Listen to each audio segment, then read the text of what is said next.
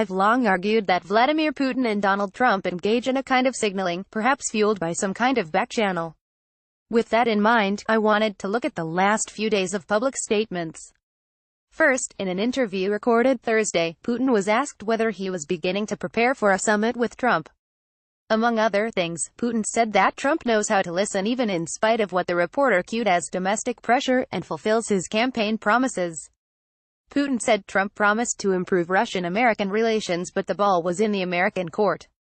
This WAPO story on the interview may have better translations of the Russian, two short clarifications on the events of the last week, and I understand that there is very little time. Recently, on the air of Vesti on Saturday, information appeared with reference to the Wall Street Journal, which, in turn, referred to sources in the White House that the Americans had begun training, as they say, at an early stage, to Trump's meeting with you. Have you started this training? This was discussed from the very beginning, after the election of Mr.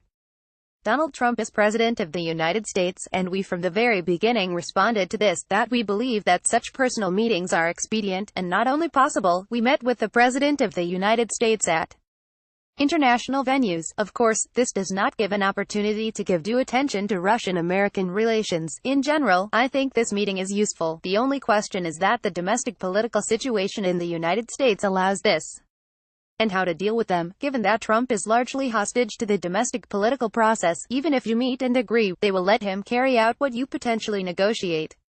The experience I have with the President of the United States suggests that, despite the fact that his actions are often criticized, especially recently, including in the international arena and in the sphere of the economy, after all, this experience tells me that he is a thoughtful man. He knows how to listen and responds to the arguments presented by the interlocutor. All this gives me reason to believe that dialogue can be constructive.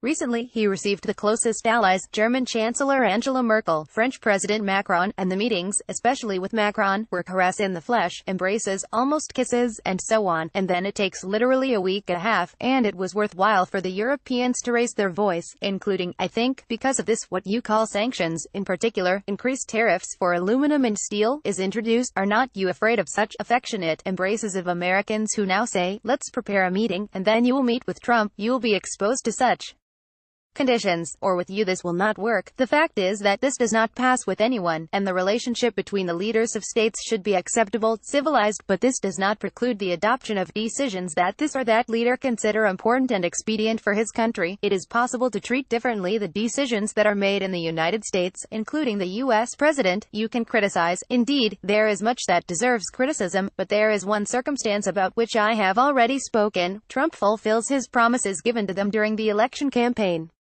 With one exception, to improve Russian-American relations. One of the promises is to improve Russian-American relations. I hope that this too will take place. In any case, we are ready for this. The ball, I believe, on the American side, on the American court. On Friday, Trump said that Russia should be readmitted into the G7, just before he premised leaving the G7 early based on whether the other countries capitulate on tariffs.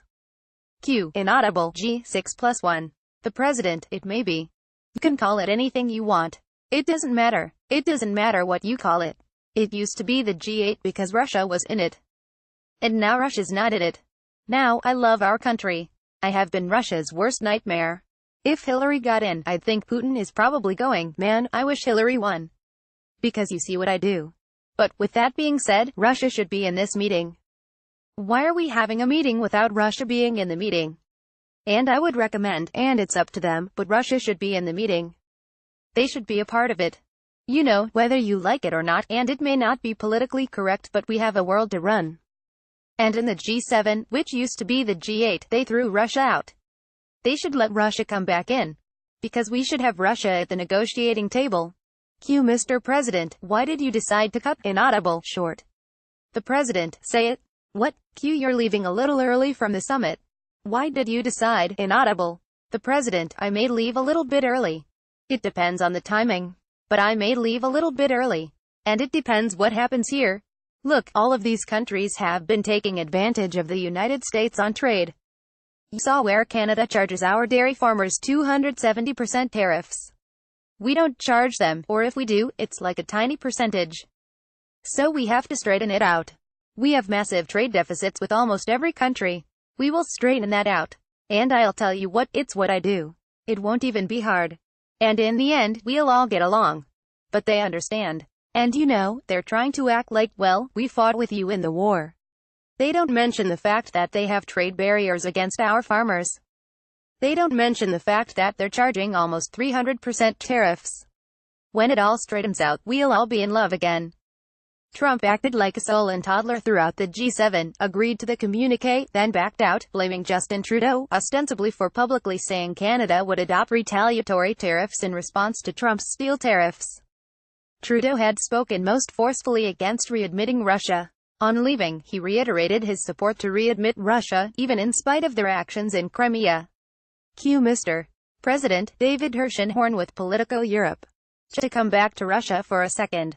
Something that happened that got them kicked out of the G8 was the invasion and annexation of Crimea. Do you think that Crimea should be recognized as Russian? Inaudible? The president, well, you have to ask President Obama, because he was the one that let Crimea get away. That was during his administration.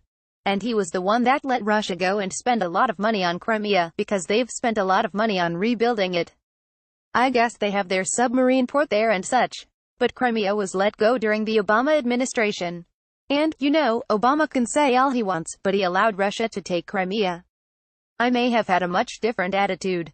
So you'd really have to ask that question to President Obama, why did he do that? Why did he do that? But with that being said, it's been done a long time. But you would allow Russia back into the G8 with Crimea still? Inaudible? The president, I would rather see Russia in the G8 as opposed to the G7. I would say that the G8 is a more meaningful group than the G7, absolutely. As Putin was leaving the Shanghai Cooperation Organization, after making comments about Trump's trade wars hurting Europe, Putin again said he was ready to meet, though said it is important that the summit be filled with specific content. Question, Mr. President, there is real drama unfolding around the G7 summit in Quebec and inside the G7 itself, disagreements over Russia's possible return, over tariffs, and more controversy.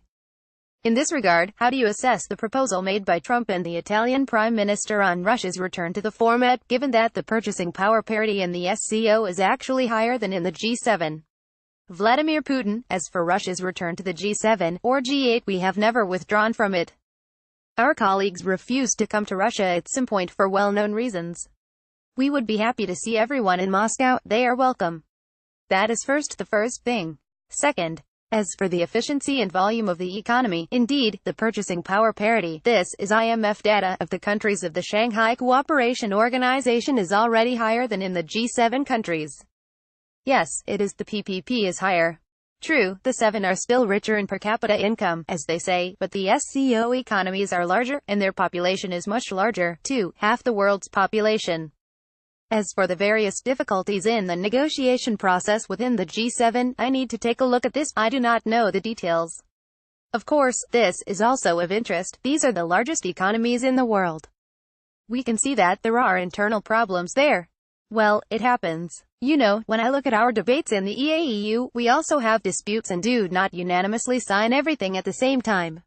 I think this is common practice. It is necessary to deal with this calmly and without any irony. I would draw attention to one more circumstance, which, in my opinion, is more significant than any emotional outbursts. What do I mean? As far as I know, the President of the United States said the U.S. is considering the possibility of regulating the additional supply of automotive equipment in the U.S. market. This is a serious matter. This can really hurt the economic interests of so many countries, above all European, of course. Well, let us see how things will really unfold. This is of significant importance for the entire world economy. Snip. Question. There have been reports that Austria is ready to host the US-Russia summit between you and Donald Trump. Can you confirm this? Perhaps you discussed this when you were in Austria? And when will you meet with Trump? Everyone is looking forward to it. Many problems have accumulated. Vladimir Putin, the President of the United States, has repeatedly said that he considers this meeting expedient, and I agree that this is indeed the case. I can reiterate, in our last telephone conversation he expressed his concern about the threat of a new round of the arms race. I agree with him. But to discuss this specifically, our respective foreign ministries need to work, and experts need to work very closely together. Personal meetings are certainly necessary as well. As soon as possible. As soon as the American side is ready, this meeting will be held immediately, depending on my work schedule. About the location. We did not talk about this in detail, but many countries are willing to render such assistance to us, including several European countries, Austria among them. I have not heard anything else. But I think this is a technicality. What is important is that the meeting, if it takes place, is filled with specific content. Given the way Trump blew up the G7, I really wonder whether Putin has a greater threat over Trump than we know, something far, far greater than the goddamned P-tape. Trump has always seemed anxious to reassure Putin that he, himself, is not under investigation. Indeed, that seemed to be one reason Trump raised the Comey firing at the May 10, 2017 meeting with Sergei Lavrov. It's almost as if, as Robert Mueller gets closer and closer to Trump, Putin raises the stakes as well. And this weekend, after Putin demanded that Trump keep his campaign promises, Trump made havoc of a key alliance. Whatever Putin has over Trump, Trump appears more afraid of Putin than he is of Mueller.